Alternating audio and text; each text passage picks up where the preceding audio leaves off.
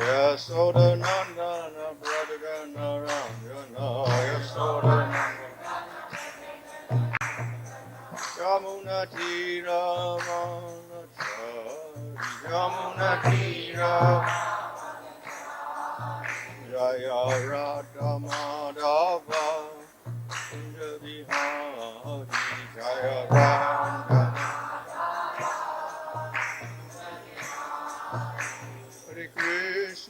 Hare Krishna Krishna Krishna Hare Hare Hare Rama Hare Rama Rama Rama Hare Hare Hare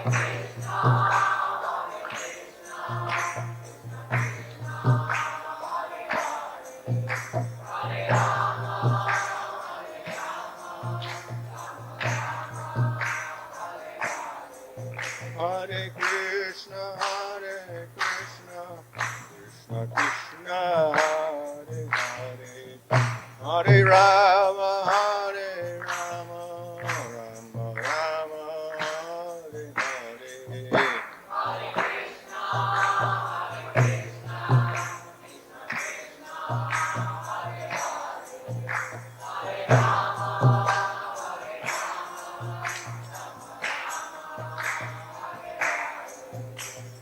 Prabhupada, Prabhupada, Prabhupada, Jaya Prabhupada, Jaya Prabhupada, Jaya Prabhupada.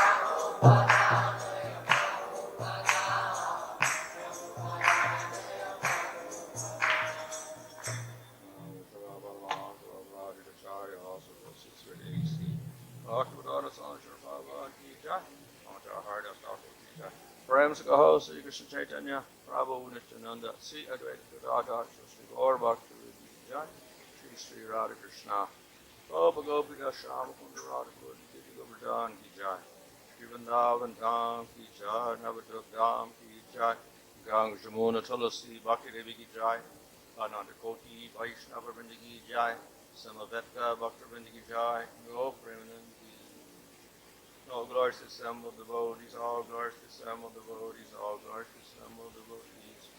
All glories to Shri Guru and Shri Gauranga, glories to Shri Bhagavan. Om Namo Bhagavate Vasudevaya. Om Namo Bhagavate Vasudevaya. Om Namo Bhagavate Vasudevaya. Om Vishnupadaya Krishna Prastaya Bhutade Srimate Bhaktivedanta Swami Niti Namane Namaste Saraswati Devi Gauravani Prachadane Nirvashesha Shunyavadi Pashtatya Deshatadane Sri Krishna Chaitanya Prabhu Nityananda Sri Advaita Gadadhar Shivasri Gaur Bhakta Vrinda Hare Krishna Krishna Krishna Hare Hare Hare Rama Rama Rama Hare Hare. Reading from Srimad Bhagavatam, Canto 10, Chapter 51, Verse 14. Shri Sukha Uvacha Sa Ikshvaku Kule Jato Mandatartana Yomahan Mochokunda Iti Kyato Abramanya Satya Sangaraha.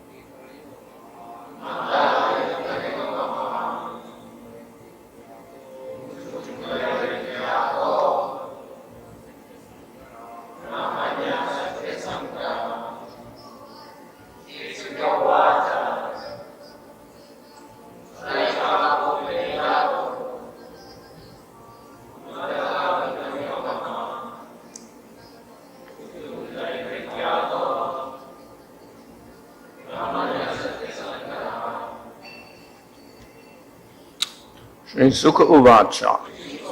Sukadeva Goswami said, Sa, he, Ikshvaku Kule, in the dynasty of Ikshvaku, Jata, born, Mandata Tanaya, son of King Mandata, Mahan, great personality, Muchukunda Itikyata,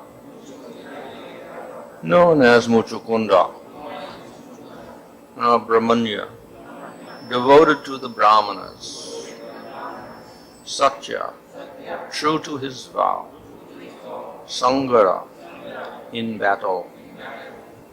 Translation, Sukadeva Goswami said, Muchukunda was the name of this great personality who was born in the Ikshvaku dynasty as the son of Mandata. He was devoted to Brahminical culture and always true to his vow in battle. Begged by Indra and other demigods to help protect them when they were terrorized by the demons, Muchukunda defeated them for a long time. When the demigods obtained Kartikeya as their general, they told Muchukunda, O king, you may now give up your troublesome duty of guarding us.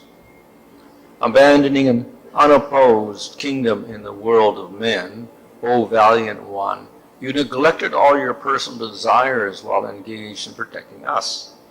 The children, queens, relatives, ministers, advisors, and subjects who were your contemporaries are no longer alive. They've all been swept away by time. Inexhaustible time, stronger than the strong, is the Supreme Personality of Godhead Himself. Like a herdsman moving his animals along, He moves mortal creatures as His pastime.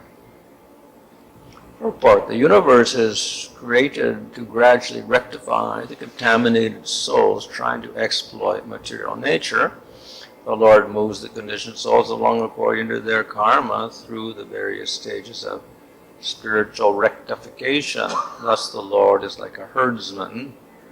The word Pashupala literally means protector of animals, who moves the creatures under his protection to various pastures and watering spots in order to protect them and sustain them. A further analogy is that of a doctor who moves the patient under his care to various areas of a hospital for diverse kinds of examination and treatment. Similarly, the Lord brings us through the network of material existence in a gradual cleansing process so that we can enjoy our eternal life of bliss and knowledge as His enlightened associates. Thus, all of Muchukunda's relatives, friends, and co-workers had long ago been swept away by the force of time, which of course is Krishna Himself. So now, previously, there was a little explanation about Muchukunda, but on the inquiry from Parikshit, Sukadeva Goswami explains the whole situation of how he fought for the Devatas for a long time. And then finally, when Kartikeya became the general, then they didn't need him anymore. So they said, okay, your job is finished and you can return to your kingdom. However, we know that in heavenly planets, the time is different, and they do not age as we age. So I think something like one fortnight is one half day. So 1 month approximately is 1 day. So 12 times. Yeah, 1 day a night is equal to 12 months. 1 month, yeah. Well, one of our months. So 1 day, so that's 30 approximately, I guess, 30 to 1. So in other words, time is slower there, and even slower on Brahmaloka, at least in the Devata planets. He passed some time there, then he went back. He was supposed to go back to his place, but everyone was gone. Time is different. It was much quicker in the lower planetary system. So whole family disappeared, kingdoms had disappeared, etc. So that is what why the Devata say everything is swept away by time. Your children, your queens, your relatives, ministers, advisors, subjects, everything is gone. Finished. Of course, we have many stories like this in different cultures of the world. Someone goes somewhere and they come back and it's a different time. Everyone's gone when they get back. It's a completely different era. So it's quite a common theme that in other dimensions, so to speak, time passes in a different way. And if we come back to the same dimension, then everything's gone by the time we come back. So this illustrates, of course, the fact that everything is very, very temporary. And though we may not perceive it as such, when we get this experience of coming back to Earth from another place, then we realize everything is completely different. It's gone. And this, of course, the Devatas live longer than we live, and Brahma lives longer than that, because we see that the Devatas only last for 1/14 of a day of Brahma. So their lifespan is nothing in comparison to Brahma's lifespan, which is, he got 360 days times 100 years, and they got 1/14 of that as their lifespan. So they are very temporary also in comparison to Brahma. In any case, and Brahma's life itself is very temporary. So the example is given of how Mahavishnu breathes out and all the universes are created, and with the Brahmas created, born from Garbhodaksha Vishnu. And then the Lord breathes in again. And then all the Brahmas die and all the universes disappear. So the whole lifetime span of Brahma is a few seconds for Mahavishnu. So this illustrates the temporary nature of the material world. Even though we strive to live longer and longer, ultimately everyone in the material world must die, no matter how long his lifespan. So Brahma also must die. Of course, we have to understand this is, in one sense, an analogy, because Vishnu himself is beyond time. And we can't really measure his breathing or his time scale or whatever, breathing in and breathing out or whatever, from the spiritual point of view. So we can't put a limit on his age at all. It is beyond time completely. So anyway, in the material world, yes, we can divide time up. And that is what is done in the third canto of Bhagavatam, different divisions of time, from the smallest fraction of a fraction of a fraction of a second until the lifetime of Brahma. That's the longest time. And we can divide it up. So within the material world, yes, we have relative long and short periods of time, and long lifespans and short lifespans, etc. And it's all relative. Of course, compared to the spiritual world, it's all very, very temporary, as we see from the case of Mahavishnu breathing in and out, and everything disappears when he breathes in. So in the material world, we have time operating, kala. This is a subtle aspect of Maya in the material world, like karma. It's a subtle aspect of Maya.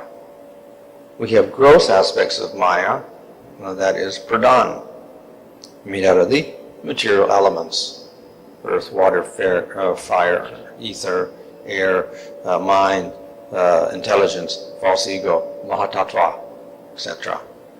All of this is, and prakriti, all this is, we say gross matter, that's the actual substance of matter. Then we have things which are also part of the material world, which are not material at all, in the sense that they're not substance. That is time and karma. But they're in the material world, not in the spiritual world. So they're part of Maya, but they're not gross matter. So when universes appear, automatically there is karma and there is time. And these two things go along together, because the karma is dispensed through time. So we often speak of anadi karma, beginningless karma, that we can't trace out when you did your first action which created the first karma. And that is equivalent, you can say, that the time itself that you've been in the material world is anadi. Because the two things go together. So, in the material world, everybody is subjected to the law of karma and the law of time. And of course, it is anadi, with no beginning. But what it does is it creates beginning and end of our material bodies repeatedly in the material world. So we can measure our karma in terms of our lifespan, which is how long our body lasts. And good karma is longer body, and bad karma is less short lifespan, etc. So we see that according to the individuals, then Devatas have longer lifespans than we have, and Brahma has longer lifespans, so better and better karma is there. But it's all karma, and therefore the lifespan must have an end. So we can, by good karma or punyas, then we get longer lifespan, but we cannot stop this process of birth and death. It goes on. Bodies keep disappearing, etc. So that is what is expressed here. All these people who were your relatives and your family members have disappeared. They've gone. Finished. So one may think this is a tragedy for Muchukunda, coming back to Earth. But the same thing will happen on the Deva planets. On Svargaloka, they will also disappear. They also have to give up their bodies. And the same thing on Brahmaloka. He will also have to give up his body. So no matter where we are in the material world, it's the same situation. Even though they live longer, perception-wise, no, it's just a lifespan, that's all. So in the Brihad Bhagavatamrita, there's this whole idea of trying to find out who's got the perfect mercy. So Narada Muni goes from one place to the other, and he goes to higher and higher places. First he goes to the king and earth, and then first a Brahmana, then a king, etc. And then he goes to Svargaloka, and then he goes higher and higher and higher. And each time they say, oh, you think this is good, but actually we die also. We're subject to problems also. Demons invade us. As here, the demons are invading Svargaloka. So we're not free. People on earth, of course, kings fight. So there's fighting on heavenly planets also. And our lifespan is also limited. And we disappear. And then finally it gets at the Brahmaloka, because they say, oh, Brahmaloka, yes, this is better. And then Brahma says, no, also problem here. Demons also come up here. I get afflicted. And then my lifespan is also, I fear the end of my life also. At the end of my 100 years, then everything is burned up, and I also, my body is finished, etc. So anywhere in the material world, everybody has the same worry. We lose everything, we lose our material body, etc. So one may aspire for a higher and higher planetary systems and better material enjoyment, but ultimately we're still subject to the same problems anywhere in the material world. So this, of course, is a plan of the Supreme Lord. The example is given here that everybody is moving about, and Supreme Lord is the herdsman. He's like the cow herd, and all the jivas are like the cows, and he's pushing them along on a certain path. And what is the path? The path is the path of their karma. He does not interfere with that. He has made that law, so he does not interfere with that. He does not break the law of karma. He pushes them from one body to the body according to the law of karma. And in this way, they go about. So it looks like wandering, going from one body to another, sometimes higher planetary, sometimes lower planet, sometimes human, sometimes plant, etc. It looks very haphazard. But no, It is governed by the law of karma. So there is some plan behind it. So that's the law of karma is made by the Supreme Lord. And according to your activity as a human being, you will get certain types of results. And this governs where you go, the course of your going from body to body to body. Of course, it looks like wandering. Why? Because as human beings, we are completely ignorant of what to do. So we do not plan what to do, but it simply happens and we go up and down like anything. If we're intelligent as human beings, then we make a plan. Now what do? We understand the law of karma, and then we do a lot of punyas so that we can direct ourselves properly. And therefore, it's no longer hazardous. We go up, up, up, up, up, up, up. But that's not the case of most human beings. They just do their activities throughout life, and they go somewhere, and they don't know where. If they're very fortunate, they go up. If they're not fortunate, they go down. Or they may stay in the same position. So it's all haphazard for most people. So it's wandering, as Lord Chaitanya says in Chitan Charitamrita, Brahmite, Brahmanda. They wander throughout the universe like anything. So how does this go on? It goes on anadi, no beginning. And it can go on like that forever. So that type of wandering is considered to be rather useless. Just as we see if somebody is like a drunk person is wandering around the street, he has no sense of where he's going. So it becomes useless. There's no goal in where he's going. If we're very intelligent, then we set a goal and we go to that particular place. It's okay, we have a purpose and we have a goal. But in the material world, the jivas don't seem to have a purpose. They don't understand the goal. They just wander around here and they're up and down everywhere because of ignorance. With knowledge, then we can plan things out. So that is why the karma yoga system, varnashram, is recommended by the Supreme Lord. This gives us a plan by which we can gradually go up, up, up, up, up, and there's no more haphazard wandering around anymore. We go from Rajaguna, Tamagun to Rajaguna, Sattvagun, and Sattvagun we go to various levels until we get up to Brahmaloka. So, plan. But that type of plan also has some problems in it. Because we see even Brahma, who's at the topmost level of Brahmaloka, he is also frustrated. So even if you get to the topmost place through karma yoga, still there's no satisfaction. So there is a problem with this whole system. So that is why Bhagavad Gita says this is not a complete system. This is only the first step. After that, after you realize, it's all hopeless, even if we get to the top of the system, then we go to the next level.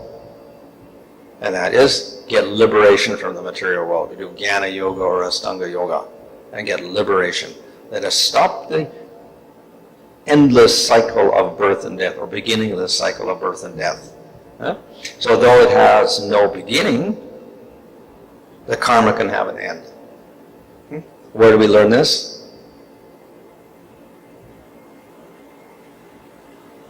Introduction to Bhagavad Gita, is it? Yeah? Anyone read the introduction to Bhagavad Gita yet? Yeah? Did you read that? There's 5 factors there. There's the Supreme Lord, there's the Jiva, there's Prakriti.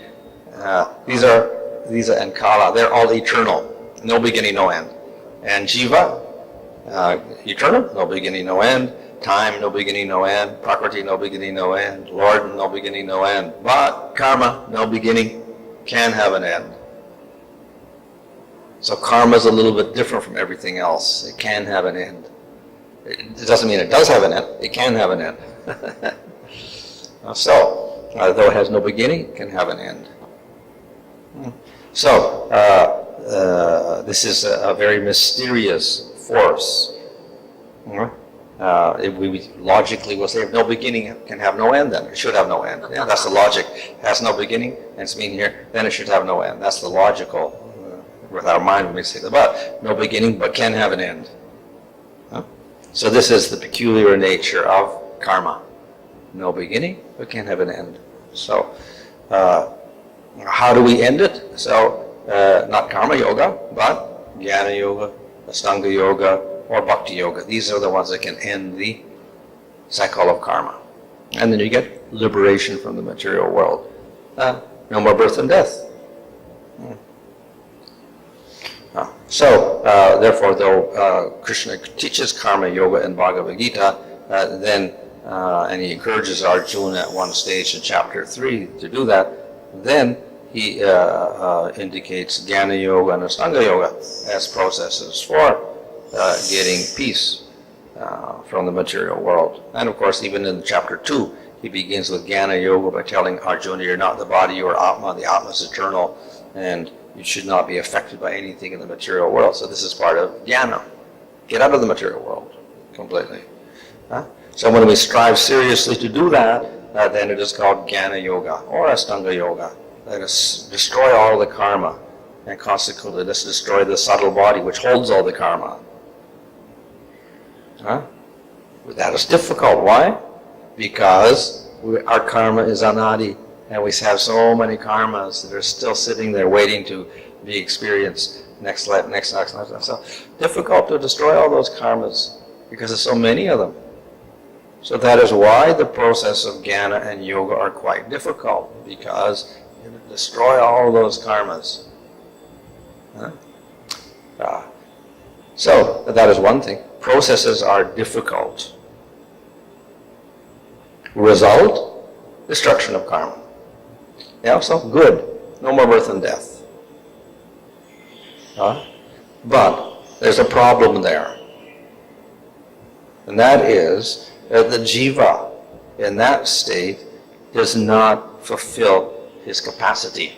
And what is the capacity of the jiva? Ananda.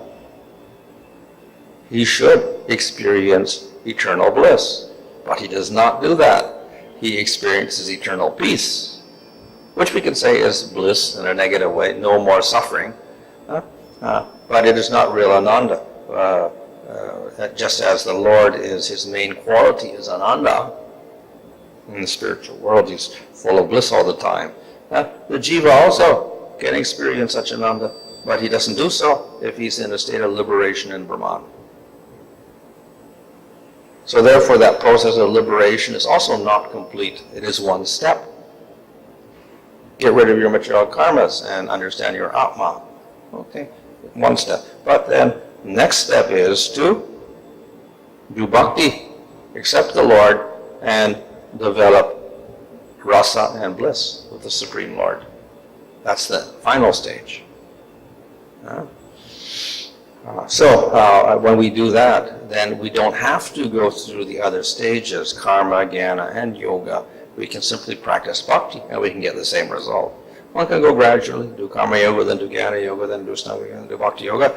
Long, long process. Quicker process, just do bhakti. So that is what is recommended in Bhagavad Gita, Savardhamma Parichaja Mamekam Saranam Braja. You concentrate on the process of bhakti, and everything is accomplished. You can raise yourself in the material world like karma yoga. You can get liberation like jnana and astanga yoga, but you get prema also. You get ananda.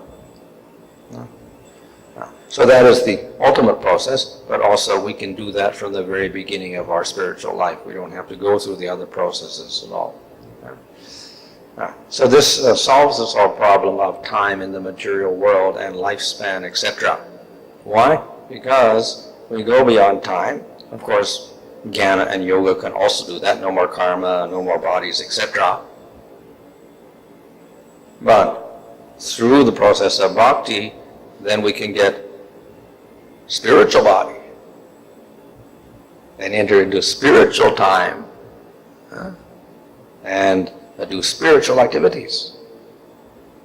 In the state of Brahman, no activities, no forms, no bodies, no activities. So in spiritual world, we have spiritual body, which is eternal, not subject to karma. We have activities, we have perceptions, we have knowledge, etc. And all of this is there to produce bliss for the jiva and for Krishna in the spiritual world. So that is the better solution to this problem of temporary nature of the material world. We develop another world where everything is full of variety, but eternal and full of bliss. So that is what the Bhagavatam recommends for us as the process to follow. When you talk about sleep, can we say during sleep the mind is switched off, because during sleep one cannot voluntarily do anything. The body becomes completely different. The mind cannot act independently, because when you're alive in the morning, I can do whatever I like, but during sleep we are limited. Yeah, so what happens to that? Mind is already working subtly and the gross body takes rest. well, we have two stages. We have the dream state, in which there is some sense activity, and the mind is also active. And then we have susupti, deep sleep. So in that state, yes, the senses are no longer active, there's no dreams, etc. And apparently there is like suspension, but consciousness remains. But there's no active mind thinking any particular object is there. So it's a state of complete rest. But the Atma continues to maintain his consciousness, so that after he wakes up, then he understands he's the same person. There's a continuity of the consciousness through the whole thing, though he's not conscious of particular things. So there is consciousness, the same Atma continues with his consciousness, but it is not active at all in terms of perceiving things. Generally the demons who attack Krishna are killed by Krishna, they get the benefit of being killed by Krishna. But here we see Kalayavana is not being killed by Krishna but by a devotee like Muchikanda. Is there any mention what is the destination of Kalayavana Maharaj? Well, if they see the Lord or associate with the Lord in any way, they get some benefit. Obviously, Kalayavana was pursuing Krishna, so he saw him. And it's described at the very beginning when Krishna came out of the gate, he saw him also. So he must have seen him. So that itself, even he didn't fight with him, is also, we could say, a blessing of sort. So he gets a special destination more than a regular demon who doesn't even see the Lord, obviously. But he may not get liberation or whatever, but certainly he gets a benefit. Maharaj, we see this Muchikanda was in this Bhuloka and he goes to Sargaloka to fight in favor of demigods. So we see in the material world, especially in the Bhuloka, when people come, their lifespan is fixed. But you see, when he goes to the Sargaloka, his lifespan is increasing. His variation is there. And even when he comes here, at that time no one is there. It's mentioned here. So how to know this? The lifespan vary from planet to planets? What is that? Lifespan varies from planets to planets. Where the lifespan is greater, Yeah. and the time perception is So quite varies different. means in when he is here, he has one kind of lifespan. When he goes up, again lifespan changes. Yeah, that of course is by punya. Only if you've got some punya, you can even go to the heavenly planet and stay there for some time. So he must have had punyas by which he could go there. And when he got there, then he experienced the same type of life as the Devatas, with a similar type of body. So it's not counted according to this Earth planet. It looks like not, according to this case. Yeah. And then Maharaj, you explained this introduction of Bhagavad Gita. There is mentioned this among the five, this four are eternal and only one is this changeable, that is karma. So why do we call it the Prakriti also eternal? What's that? Prakriti is eternal. Why? Do we call Prakriti also eternal? Because see, No beginning and no end. Even though it disappears, it's always there in Mahavishnu. but sometimes it appears, sometimes disappears. Yeah, that's all. From our vision or whatever, from visibility, whatever. But it always exists. Whereas karma in the spiritual world doesn't exist at all for the individual. It's still there for the jivas in the material world, obviously, but it's not there for the jiva who practices bhakti and gets liberation from the material world. But if we say that Prakriti is eternal, so we say that there is a inhalation and there is a creation also take place. Yeah, so creation means simply that Prakriti transforms into all the manifested elements, earth, water, fire, or ether, and they combine and they form universes. But Prakriti itself, before that, is there, and everything is unmanifested. So it's only manifestation, non-manifestation of the material elements. That's what causes creation. So if that is the case, can you say like, no, what's going to happen after 500 years or 1000 years? Everything is already there, everything is there, but is in unmanifested form. What is that? If we say that Prakriti manifests, everything, and what is going to happen after 500 years? I'm saying about the Earth planet, everything is there already in unmanifested form. Well, yeah, in one sense, yeah. Of course, it's all due to the karmas of the individuals, which will create the future for the particular earth or whatever like that. But yeah, the potential is there and it will manifest at a certain time because all the karmas are residing in all the individuals and they will manifest as prarabdha karmas at a certain time in the future.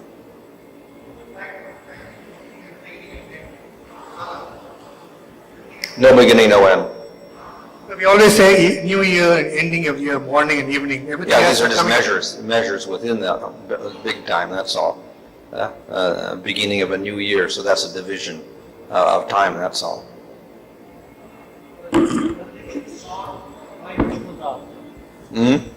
The benediction sought by Muchukunda and the benediction sanctioned by the Devatas seems to be a kind of strange. I want to sleep and then when I wake up, if somebody wakes up untimely, they'll be burned ashes. Though Muchukunda is considered to be a devotee, such kind of benedictions sought and sanctioned seems to be a kind of strange matter. Yes? It's strange.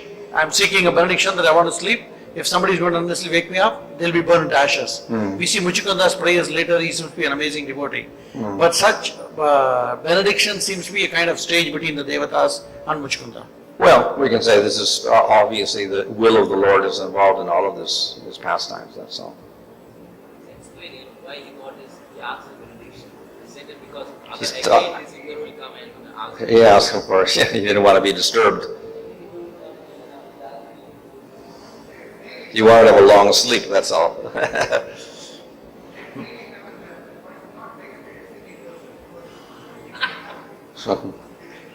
Maharaj, we say time doesn't applicable in spiritual world, so how Kala No is material time. No material time. There are activities in the spiritual world, but we don't have material time that generates, old age and karma, etc. But there is a time there where the Krishna wakes up in the morning and he performs pastimes, and then in the evening he goes to sleep, etc. So that type of time is there, but it's not the same as material time. The last